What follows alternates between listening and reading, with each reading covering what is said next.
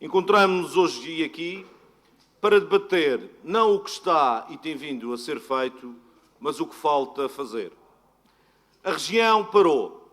A vida de pessoas, famílias e empresas entrou em suspensão.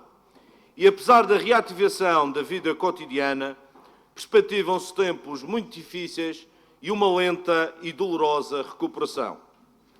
Não será despreciando considerar que uma região dependente do turismo, com um mercado interno de pequena dimensão e territorialmente descontínua, está sujeita a impactos mais profundos em dimensão e duração. Nem por acaso, a Comissão Europeia alertou Portugal, com particular ênfase e surpreendente objetividade, para que este país despendesse uma especial atenção às suas principais regiões turísticas, Algarve, Açores e Madeira.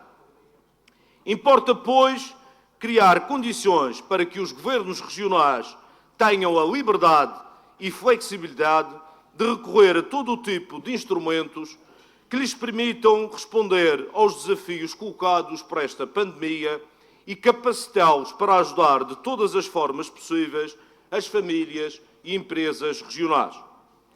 Neste sentido, existem dois aspectos que têm de ser alterados para permitir a utilização dos diversos instrumentos à disposição dos governos e a existência da necessária e imperiosa liquidez. Em primeiro lugar, as limitações e obstáculos impostos pelos artigos 16 e 40 da Lei Orgânica 2 de 2013, a Lei das Finanças Regionais, ou seja, a incapacidade de endividamento e a obrigatoriedade de apresentar superávit. E, em segundo lugar, o serviço da dívida contraída no âmbito do Programa de Ajustamento Económico e Financeiro da Região Autónoma da Madeira. Quanto a este segundo ponto, a região tem tido um comportamento exemplar, cumprindo religiosamente os seus compromissos. Durante este ano, esse serviço da dívida tem um custo de 94,8 milhões de euros, dos quais já se encontram pagos 48,5 milhões de euros. Este comportamento exemplar tem sido acompanhado pela apresentação, desde 2013, de excedentes orçamentais, o que atesta o rigor e eficácia com que os responsáveis regionais têm colocado na gestão da coisa pública. Os efeitos nefastos da pandemia obrigam a uma redefinição das prioridades dos governos, sejam eles quais forem, concentrando todos os recursos disponíveis na ajuda e apoio às empresas e famílias que governam e representam.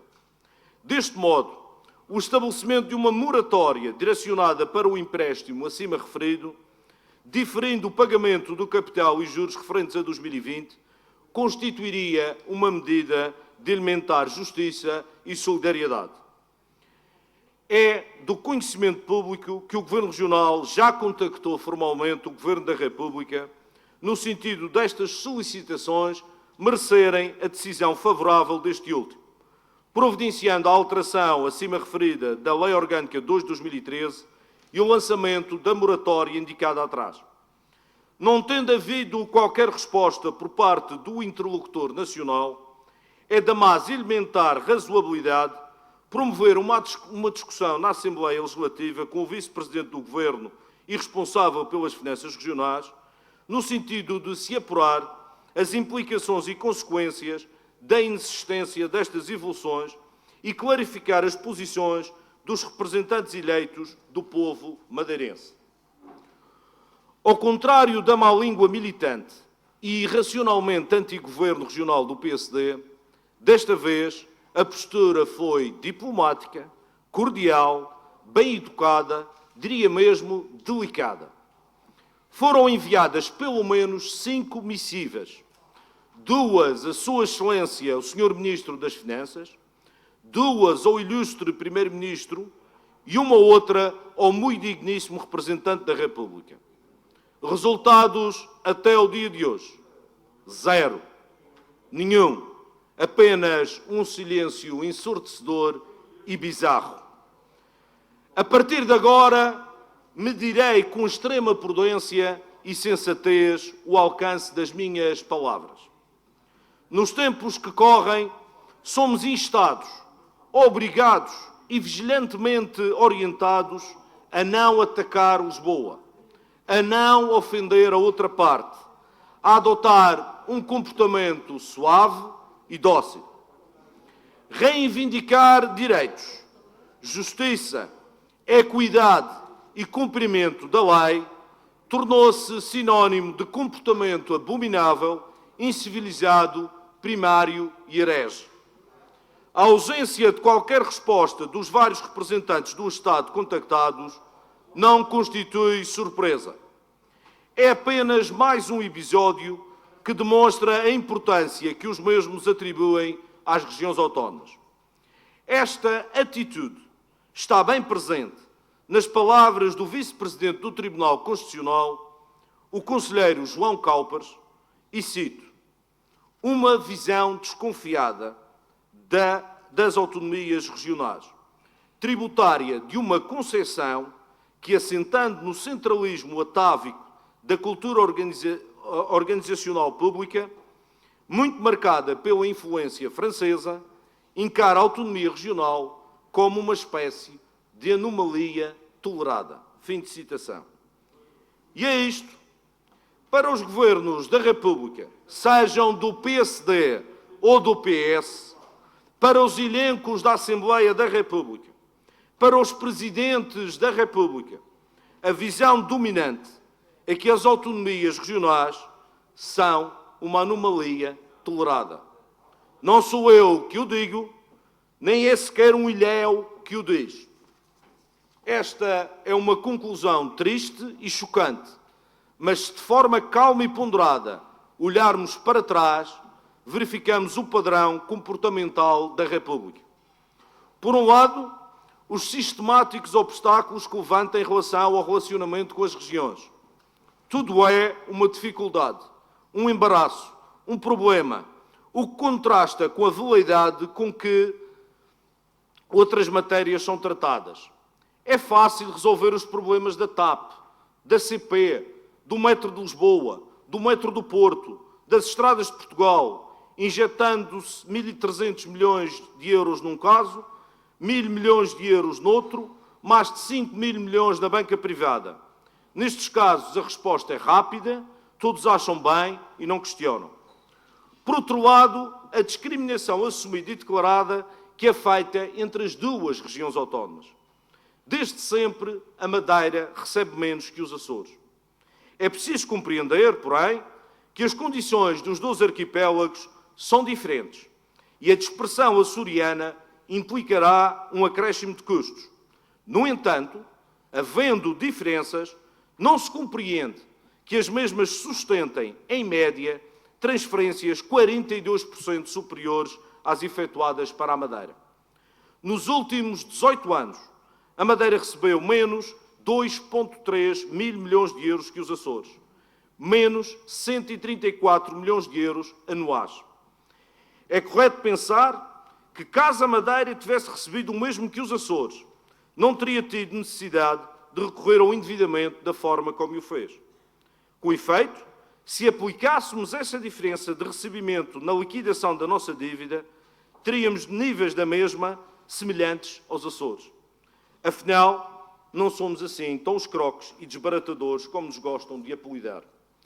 Importa, simultaneamente, referir que no mesmo período de tempo fomos capazes de produzir mais de 76 mil milhões de euros, o que compara com os cerca de 65 mil milhões de euros produzidos pelos Açores.